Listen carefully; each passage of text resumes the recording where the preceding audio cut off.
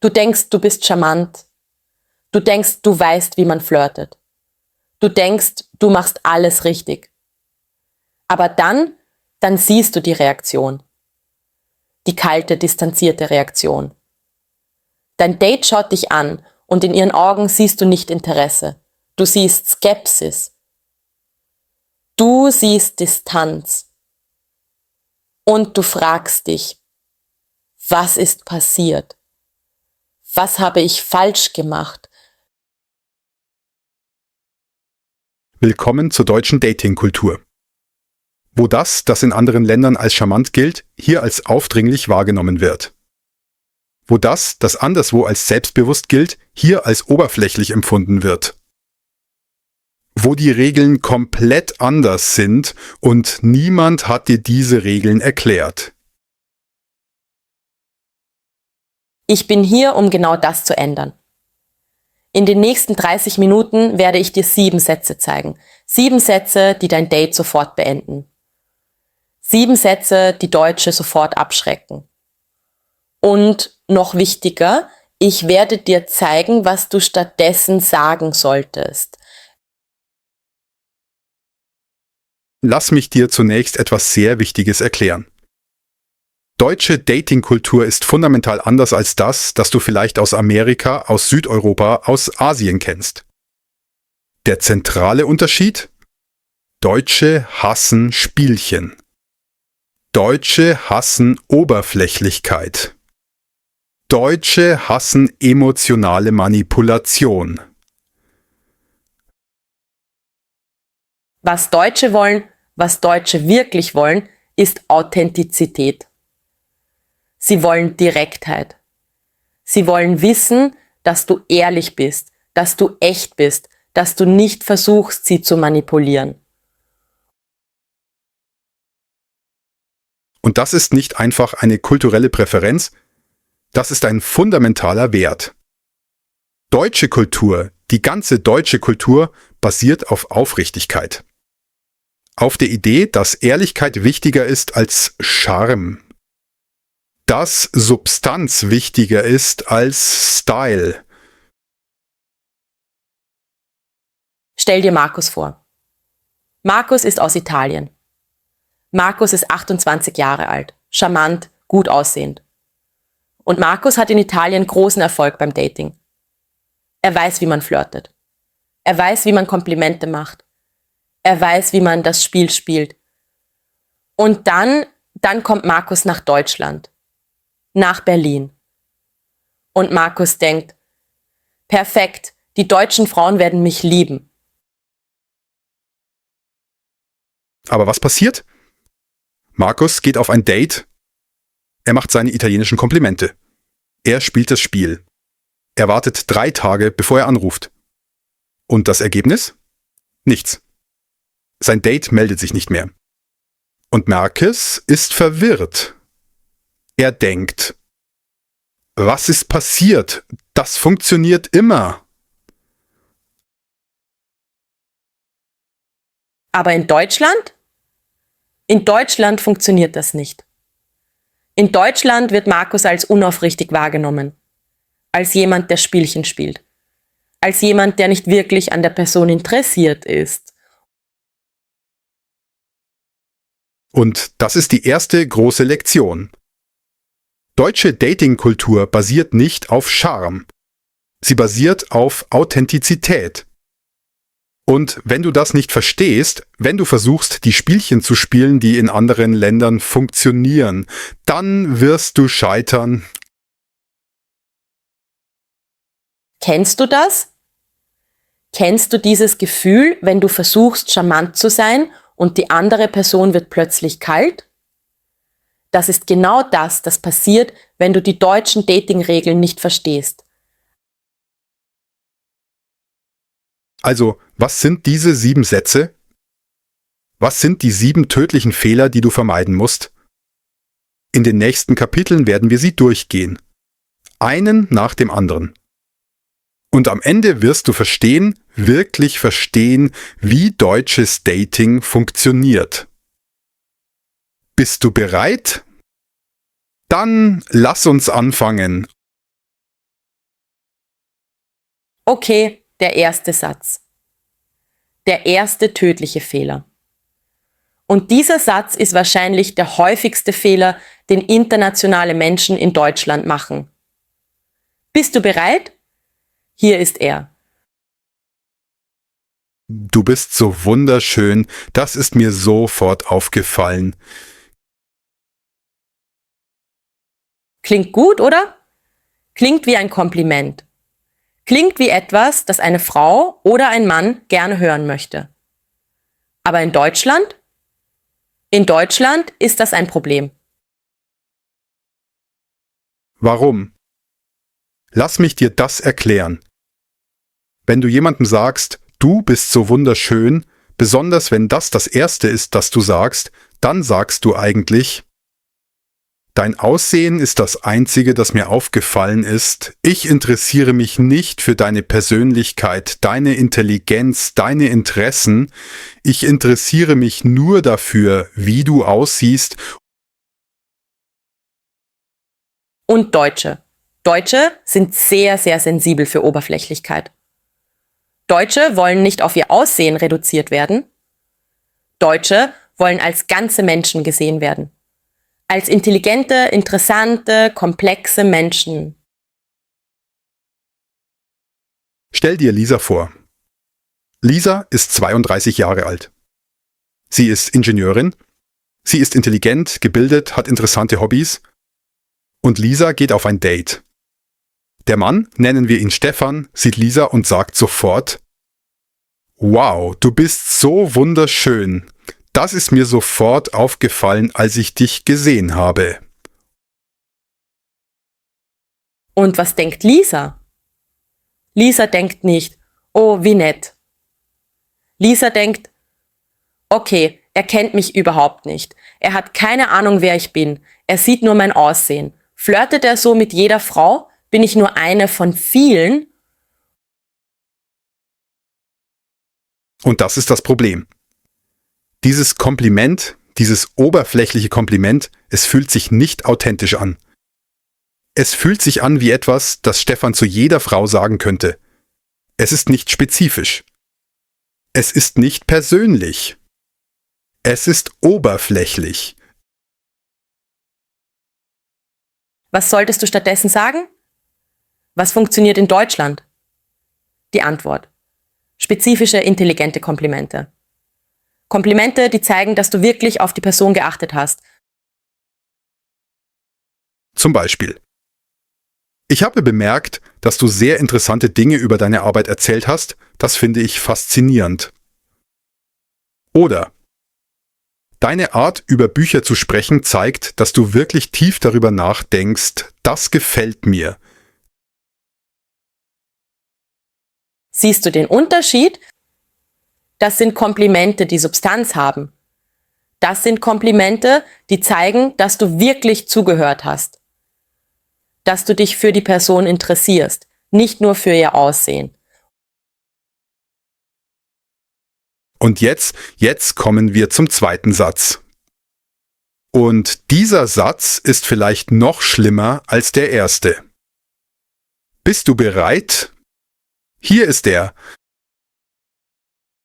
Lass mich dich in ein paar Tagen anrufen. Ich will nicht bedürftig wirken. Das ist die berühmte 3-Tage-Regel. In Amerika, in vielen Ländern, gilt diese Regel als Weisheit. Du hast ein gutes Date. Du magst die Person. Aber du wartest 3 Tage, bevor du dich meldest. Warum? Um nicht bedürftig zu wirken, um cool zu wirken, um das Spiel zu spielen. Aber in Deutschland ist diese Regel ein Desaster. Warum? Weil Deutsche Spielchen hassen. Deutsche hassen emotionale Manipulation. Und die 3-Tage-Regel, das ist ein Spiel. Das ist Manipulation. Und Deutsche durchschauen das sofort. Stell dir Thomas vor. Thomas ist aus England. Thomas hat ein großartiges erstes Date mit einer deutschen Frau, nennen wir sie Anna. Sie reden stundenlang. Sie lachen. Sie haben eine echte Verbindung. Und am Ende des Dates sagt Anna: Das war wirklich schön, lass uns das wiederholen. Thomas ist begeistert. Aber Thomas kennt die Regel. Warte 3 Tage. Sei nicht zu eager. Spiele ist cool. Auch wartet Thomas. 3 Tage? Und dann, am 4. Tag, ruft Thomas Anna an. Und was passiert? Anna antwortet nicht. Thomas schreibt ihr. Keine Antwort. Thomas ist verwirrt. Was ist passiert? Was passiert ist. Anna hat in diesen 3 Tagen nachgedacht. Sie hat gedacht, Thomas hat sich nicht gemeldet. Vielleicht war er nicht wirklich interessiert, vielleicht war das Date für ihn nicht so besonders. Und dann, am 2. Tag, hat sie jemand anderen kennengelernt. Jemanden, der sich sofort gemeldet hat. Jemanden, der klar gemacht hat, dass er interessiert ist. Und jetzt, wenn Thomas anruft, ist Anna nicht mehr verfügbar. Sie hat sich entschieden, dass jemand, der wirklich interessiert ist, sich sofort meldet. Nicht in 3 Tagen. Das ist die deutsche Logik. Und diese Logik ist sehr einfach. Wenn du jemanden magst, dann zeigst du es. Sofort. Klar. Direkt. Keine Spielchen. Keine Manipulation. Keine falschen Strategien. Was solltest du stattdessen tun? Die Antwort ist einfach: Sei ehrlich. Wenn das Date gut war, dann sag es. Schreib am nächsten Tag: Gestern war wirklich schön. Ich würde dich gerne wiedersehen. Wann passt es dir? Das ist nicht bedürftig. Das ist ehrlich. Das ist authentisch. Und das ist es, was Deutsche wollen.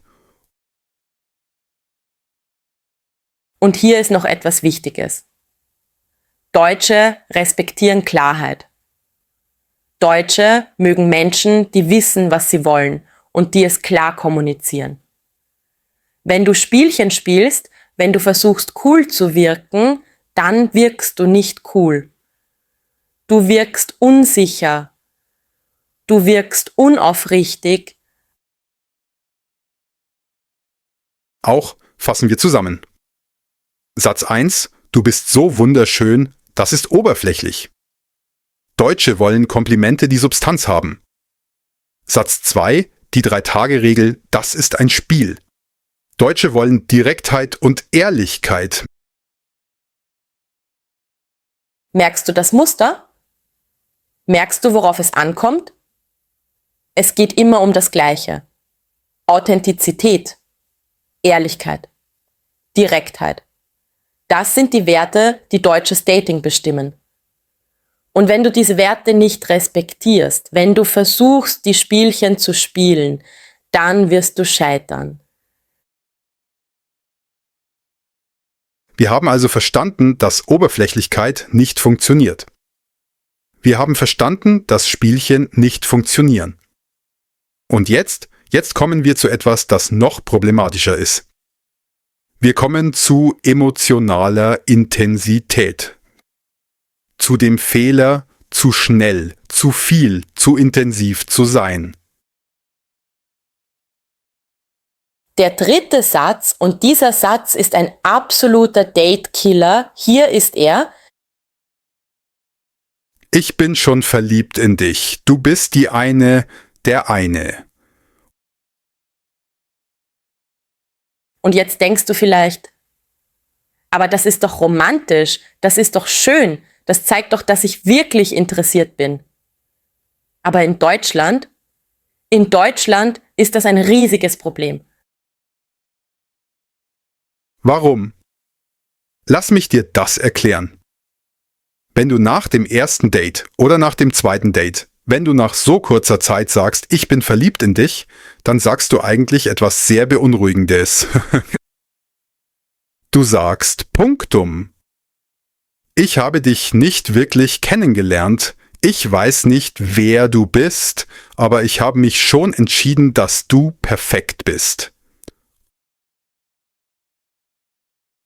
Und das ist nicht romantisch. Das ist emotional überwältigend. Das ist Druck. Das ist aus der deutschen Perspektive eine Form von emotionaler Manipulation. Stell dir Sarah vor. Sarah ist 29 Jahre alt. Sie ist Lehrerin. Sie hat ein erstes Date mit einem Mann. Nennen wir ihn Patrick. Das Date läuft gut. Sie reden. Sie lachen. Es gibt eine Verbindung. Und am Ende des Abends, als sie sich verabschieden, sagt Patrick: Sarah, ich muss dir etwas sagen. Ich bin schon verliebt in dich. Du bist die eine, ich weiß es einfach. Und was fühlt Sarah? Sarah fühlt sich nicht geschmeichelt. Sarah fühlt sich erschrocken. Sarah denkt: Wie kann er das sagen? Er kennt mich nicht. Wir haben ein Date gehabt. Wie kann er wissen, dass ich die eine bin? Das ist nicht echt. Das ist nicht real. Das ist beängstigend. Und das ist das Problem. Deutsche nehmen Liebe sehr ernst. Liebe, echte Liebe, ist nicht etwas, das du nach 2 Stunden fühlst. Liebe ist etwas, das wächst. Liebe ist etwas, das Zeit braucht. Liebe ist etwas, das verdient werden muss. Und wenn du sagst, ich liebe dich nach so kurzer Zeit, dann zeigst du eigentlich, dass du nicht verstehst, was Liebe ist. Du zeigst, dass du emotional unreif bist. Dass du vielleicht verzweifelt bist. Dass du vielleicht versuchst, die andere Person zu manipulieren. Und Deutsche sind sehr gut darin, diese Art von emotionaler Manipulation zu erkennen. Deutsche sind emotional intelligent. Sie sehen durch diese Taktiken hindurch. Was solltest du stattdessen sagen? Die Antwort ist einfach. Sei ehrlich über deine Gefühle, aber sei auch realistisch. Sag, Point: Ich mag dich wirklich. Ich möchte dich besser kennenlernen. Ich bin gespannt, wohin das führt. Das ist ehrlich.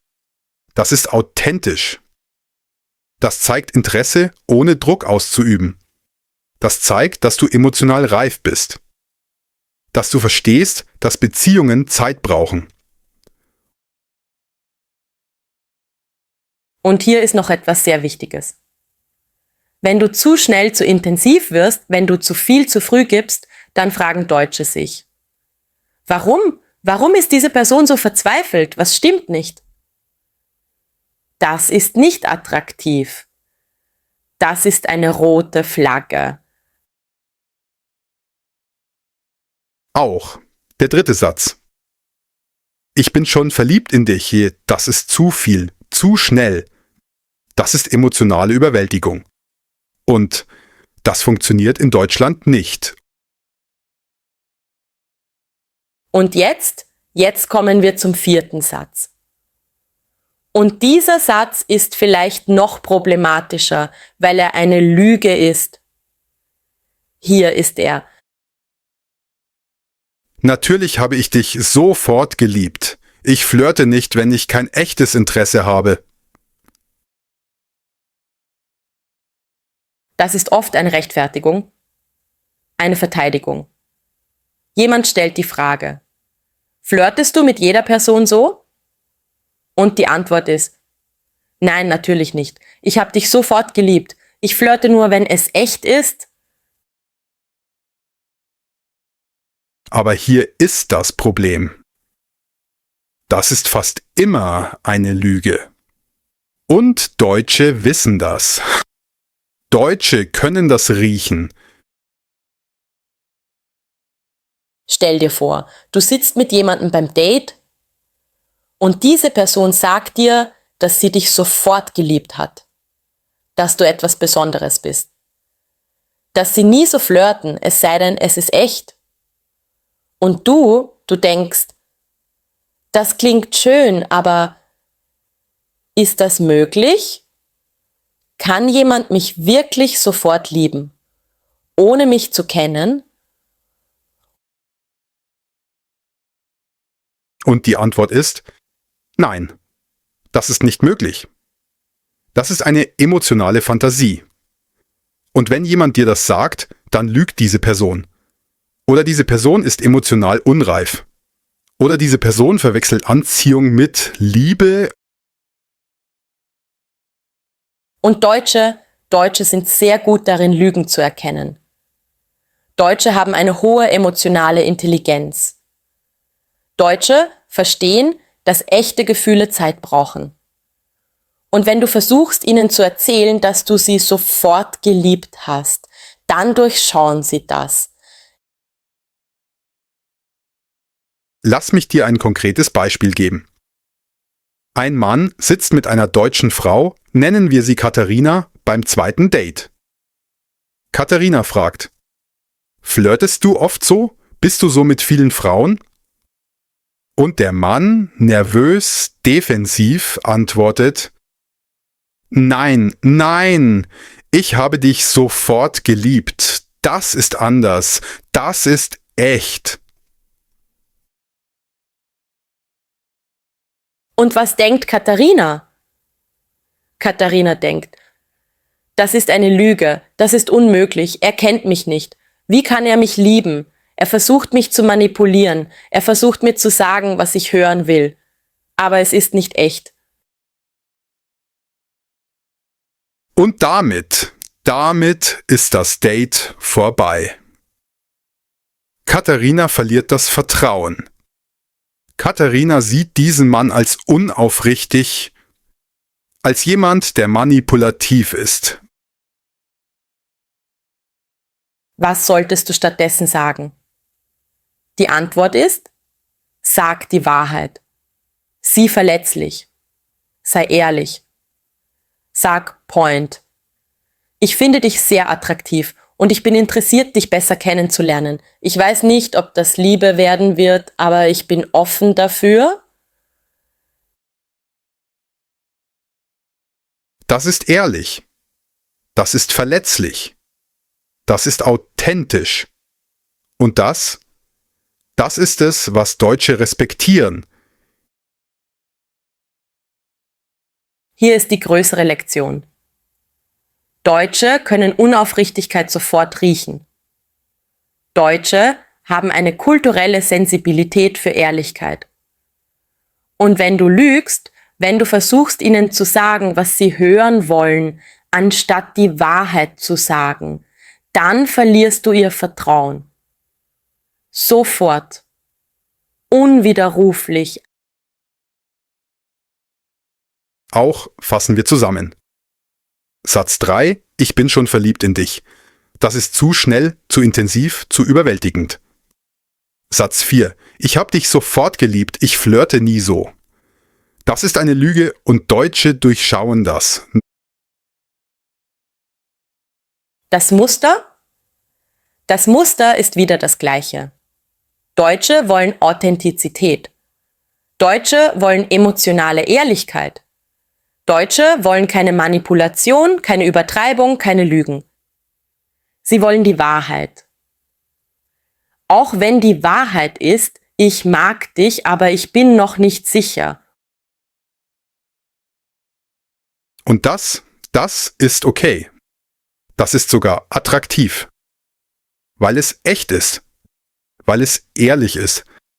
Weil es zeigt, dass du emotional reif bist. Okay.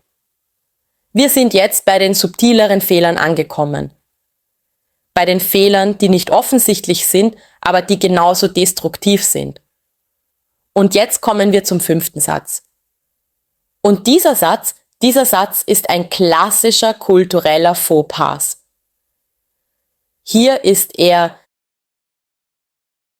Ich liebe deutsche Frauen, Männer, sie sind so anders. Und jetzt denkst du vielleicht, aber das ist doch ein Kompliment. Ich sage doch, dass ich deutsche Menschen mag. Aber nein, das ist kein Kompliment. Das ist Fetischisierung. Das ist Exotisierung. Und das ist ein riesiges Problem. Warum? Lass mich dir das erklären. Wenn du sagst, ich liebe deutsche Frauen, dann sagst du nicht, ich liebe dich als Person. Du sagst, ich liebe dich, weil du deutsch bist. Ich liebe eine Idee, ich liebe ein Stereotyp. Ich liebe nicht dich als Individuum.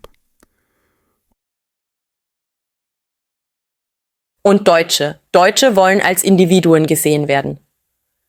Deutsche wollen nicht auf ihre Nationalität reduziert werden. Deutsche sind Menschen. Komplexe, individuelle Menschen. Nicht Repräsentanten ihrer Kultur. Stell dir Mira vor. Mira ist 31 Jahre alt. Sie ist Deutsche. Sie geht auf ein Date mit einem internationalen Mann, nennen wir ihn Carlos. Carlos ist aus Spanien. Und irgendwann während des Dates sagt Carlos, weißt du, ich liebe deutsche Frauen, sie sind so organisiert, so direkt, so anders als spanische Frauen. Und was fühlt Mira? Mira fühlt sich nicht geschmeichelt. Mira fühlt sich reduziert. Mira denkt, er sieht mich nicht. Er sieht ein Stereotyp. Er sieht deutsche Frau. Er sieht nicht Mira. Er sieht nicht, wer ich wirklich bin. Und dann fragt Mira, ist den Wappen, und das ist brilliant, dann fragt Mira, interessant, aber magst du mich oder magst du die Idee von deutschen Frauen? Und Carlos. Carlos hat keine gute Antwort. Weil die Wahrheit ist. Carlos kennt Mira nicht. Carlos mag die Idee von deutschen Frauen. Und das ist nicht genug. Hier ist die größere Lektion. Wenn du jemanden datest, egal aus welcher Kultur, dann date diese Person. Nicht ihre Nationalität. Nicht ihre Kultur. Diese Person als Individuum mit all ihren Eigenheiten, ihren Stärken, ihren Schwächen. Was solltest du stattdessen sagen? Die Antwort ist einfach. Sprich über die Person, nicht über ihre Kultur. Sag Point. Ich mag, wie du denkst. Ich mag, wie du redest. Ich mag deine Perspektive. Das ist individuell. Das ist echt. Das zeigt, dass du wirklich aufmerksam bist. Und hier ist noch etwas. Wenn du sagst, ich liebe deutsche Frauen, Männer, dann fragst du dich auch, wie viele deutsche Menschen hast du gedatet? Bin ich nur eine von vielen? Bin ich austauschbar? Das ist nicht attraktiv. Das ist eine rote Flagge. Auch der 5. Satz. Ich liebe deutsche Frauen zur Männer. Das ist Fetischisierung. Das ist Reduktion. Und das funktioniert nicht. Und jetzt kommen wir zum 6. Satz. Und dieser Satz ist besonders frustrierend, weil er verwirrend ist. Hier ist er: Ich bin nicht emotional verfügbar im Moment, aber ich mag dich. Das ist eine Aussage, die viele Menschen machen, wenn sie unsicher sind. Wenn sie Angst haben. Wenn sie sich nicht committen wollen. Und die Idee ist, ich sage dir, dass ich dich mag, aber ich gebe dir auch einen Ausweg. Ich sage dir, dass ich nicht verfügbar bin, damit du keine Erwartungen hast. Aber in Deutschland? In Deutschland ist das nicht akzeptabel. In Deutschland ist das verwirrend, unfair und respektlos. Warum? Weil Deutsche Klarheit mögen. Deutsche mögen keine Grauzonen. Deutsche mögen keine Vielleicht-Situationen. Deutsche wollen wissen, bist du interessiert oder nicht? Bist du verfügbar oder nicht? Stell dir Jonas vor. Jonas ist 34 Jahre alt. Er trifft eine Frau, nennen wir sie Elena. Sie haben ein paar Dates. Es läuft gut. Und dann sagt Elena, Jonas, ich muss ehrlich sein. Ich bin nicht emotional verfügbar im Moment. Ich komme gerade aus einer Beziehung, aber ich mag dich wirklich. Ich möchte dich weiter sehen. Und was denkt Jonas? Jonas denkt, was bedeutet das? Sie mag mich, aber sie ist nicht verfügbar. Was soll ich damit anfangen? Soll ich warten? Soll ich hoffen? Soll ich meine Zeit investieren in jemanden, der mir gerade gesagt hat, dass sie nicht verfügbar ist? Und die ehrliche Antwort ist, nein. Jonas sollte nicht warten. Weil wenn Elena wirklich interessiert wäre, wenn Elena wirklich bereit wäre, dann würde sie es sein. Punkt. Hier ist die deutsche Logik. Wenn jemand dich wirklich will, dann macht diese Person Zeit für dich. Diese Person macht Raum für dich. Diese Person ist emotional verfügbar. Und wenn jemand sagt, ich bin nicht verfügbar, aber ich mag dich, dann bedeutet das eigentlich, du bist nicht meine Priorität, aber ich möchte dich als Option behalten. Und das ist nicht fair. Das ist nicht respektvoll. Das ist nicht akzeptabel. Was solltest du stattdessen sagen? Die Antwort ist, sei klar. Sei ehrlich. Wenn du nicht verfügbar bist, dann sage, ich bin nicht verfügbar im Moment und ich denke, es ist nicht fair für dich zu warten. Ich wünsche dir alles Gute. Das ist ehrlich. No, das ist respektvoll. Oder wenn du verfügbar bist, dann sei verfügbar. Voll und ganz. Keine Grauzonen.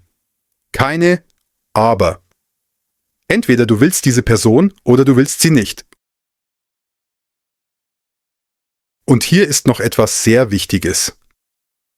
Deutsche respektieren Menschen, die klare Grenzen haben. Deutsche respektieren Menschen, die ehrlich sind über ihre Kapazitäten. Aber Deutsche respektieren nicht Menschen, die verwirrende, widersprüchliche Botschaften senden. Auch der 6. Satz. Ich bin nicht emotional verfügbar, aber ich mag dich.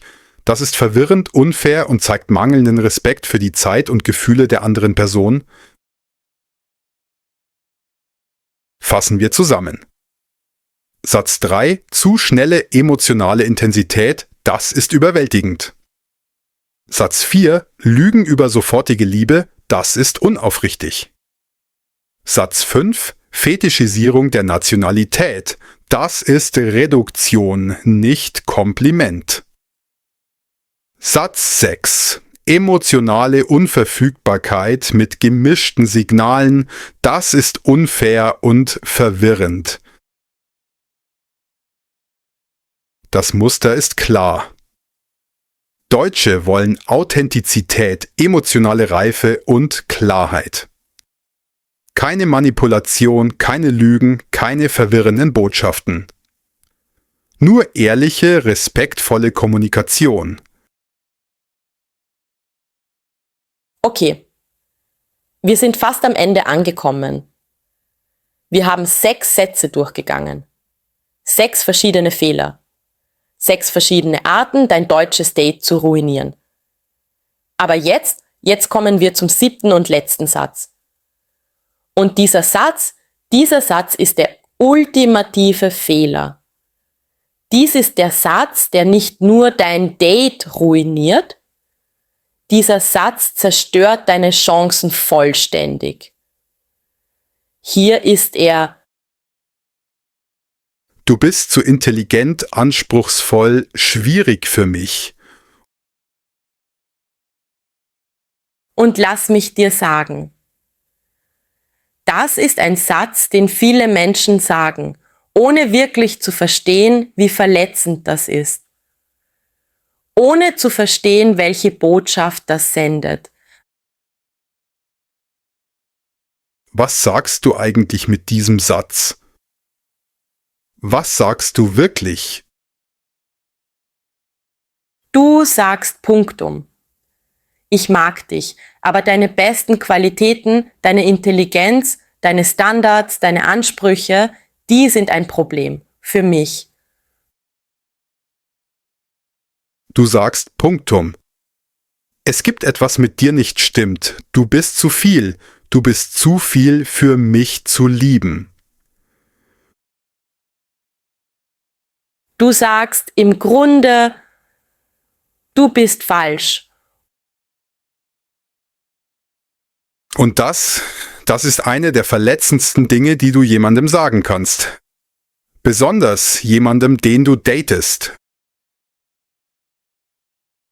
Stell dir Katja vor. Katja ist 36 Jahre alt. Sie ist Juristin. Sie ist intelligent, erfolgreich, ambitiös. Sie weiß, was sie will. Und Katja geht auf Dates. Und oft sagt ihr ein Mann, Katja, du bist wunderbar, aber du bist zu intelligent, zu anspruchsvoll. Du erwartest zu viel. Und das ist für mich schwierig. Und wie fühlt sich Katja? Katja fühlt sich verletzt. Katja denkt, also soll ich weniger intelligent sein? Soll ich meine Standards senken? Soll ich weniger erwarten? Soll ich mich selbst verändern, um für dich richtig zu sein? Und die Antwort ist natürlich nein. Katja soll sich nicht verändern. Katja ist nicht das Problem. Der Mann ist das Problem. Der Mann ist nicht bereit für eine intelligente, anspruchsvolle Frau. Und statt das anzunehmen, statt zu sagen, das ist mein Problem, nicht deins, sagt der Mann, das ist dein Problem, du bist zu viel. Und das ist absolut unakzeptabel. Hier ist etwas sehr Wichtiges über deutsche Kultur, das du verstehen musst. Deutsche schätzen intellektuelle Ebenbürtigkeit. Deutsche mögen intelligente, anspruchsvolle Partner. Deutsche bewundern Menschen, die Standards haben, die wissen, was sie wollen. Das ist nicht schwierig. Das ist attraktiv. Und wenn du jemandem sagst, du bist zu intelligent, dann sagst du nicht, das ist zu viel für mich. Dann sagst du, ich bin nicht gut genug für dich. Und das ist beschämend. Und das ist respektlos. Lass mich dir noch etwas sagen. Wenn du mit jemandem datest, wenn du wirklich mit jemandem datest, dann bedeutet das, dass du dich selbst als Gleichgestellten siehst. Nicht als überlegen, nicht als unterlegen. Als Gleichgestellten. Und wenn jemand zu intelligent ist, für mit dir zu sein, dann bist du nicht bereit für diese Person. Und die ehrliche Sache wäre, ich denke, wir sind nicht kompatibel. Ich respektiere dich sehr, aber ich bin nicht auf deinem Level und das ist okay, aber es bedeutet, dass das nicht funktioniert. Das ist ehrlich. Das ist respektvoll. Das ist fair. Aber zu sagen, du bist zu intelligent, sie stellst anspruchsvoll, schwierig, das ist eine Kritik. Das ist ein Urteil. Und Kritik darüber, wer jemand ist, nicht über ihre Handlungen, sondern über ihre Kernqualitäten, das ist ein Satz, von dem Menschen sich nicht erholen. Und hier ist noch etwas. Deutsche sind sensibel dafür. Deutsche verstehen, dass wenn du über ihre Kernqualitäten kritisierst, wenn du ihnen sagst, dass ihre Intelligenz, ihre Ambition, ihre Ansprüche ein Problem sind, dann sagst du, ich wollte, du wärst jemand anderes. Und das ist nicht etwas, das man verzeiht. Also, was solltest du stattdessen sagen? Was ist die ehrliche, respektvolle Antwort, wenn du merkst, dass jemand zu intelligent oder zu anspruchsvoll ist? Die Antwort ist einfach. Entweder akzeptierst du diese Person vollständig mit all ihren Qualitäten, ihren Intelligenz, ihren Standards, oder du gehst. Das ist es. Keine Kritik. Kein Urteil. Nur. Das passt zu mir nicht. Und das ist okay, aber es bedeutet, dass ich nicht die richtige Person für dich bin. Das ist respektvoll. Das ist erwachsen. Das ist fair. Und jetzt möchte ich dir etwas sehr Wichtiges zeigen. Möchte ich dir zeigen, was alle 7 dieser Sätze gemeinsam haben. Was ist das verbindende Thema? Satz 1. Du bist so wunderschön und Oberflächlichkeit. Du schaust nur auf Aussehen, nicht auf die ganze Person. Satz 2. Lass mich dich in 3 Tagen anrufen. Spielchen. Du versuchst zu manipulieren. Satz 3. Ich bin schon verliebt in dich, in emotionale Überwältigung. Du versuchst zu manipulieren. Satz 4. Ich habe dich sofort geliebt. Unehrlichkeit. Du lügst. Satz 5. Ich liebe deutsche Frauenmänner. Fetischisierung. Du siehst nicht die Person, du siehst ein Stereotyp. Satz 6. Ich bin nicht verfügbar, aber ich mag dich, also verwirrende Signale. Du respektierst die Zeit der anderen Person nicht. Satz 7. Du bist zu intelligent, anspruchsvoll. Kritik an Kernqualitäten. Du respektierst nicht, wer diese Person ist. Merkst du das Muster? Merkst du, was alle diese Sätze gemeinsam haben? Sie alle zeigen mangelnde Authentizität. Sie alle zeigen mangelnde Direktheit. Sie alle zeigen mangelnden Respekt. Und sie alle basieren auf Manipulation oder Unehrlichkeit oder auf dem Versuch, die andere Person zu verändern.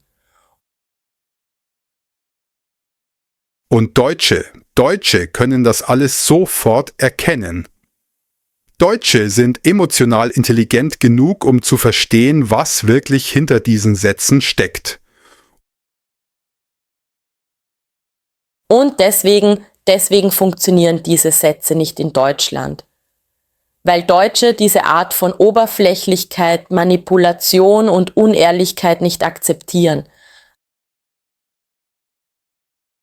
Aber hier ist die gute Nachricht.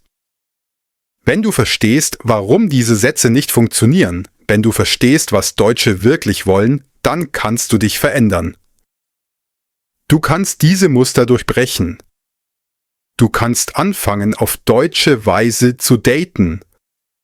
Auf der Weise, die funktioniert. Und das ist das wir in unserem letzten Kapitel besprechen werden. Wir werden sehen, wie deutsches Dating wirklich funktioniert. Wir werden verstehen, was du stattdessen sagen solltest. Wir werden einen Weg finden, authentisch zu sein, direkt zu sein, respektvoll zu sein. Also, bist du bereit? Bist du bereit, die richtige Weise zu lernen, deutsche Menschen zu daten?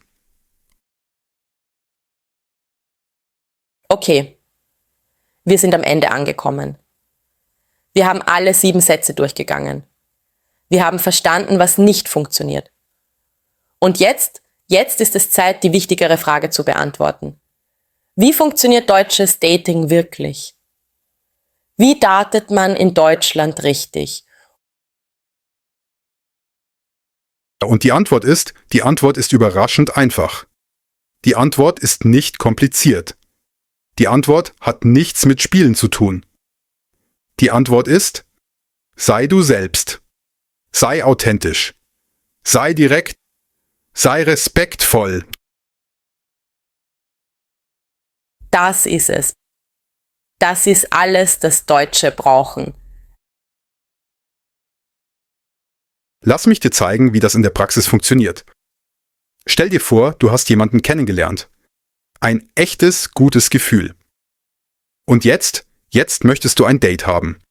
Was sagst du?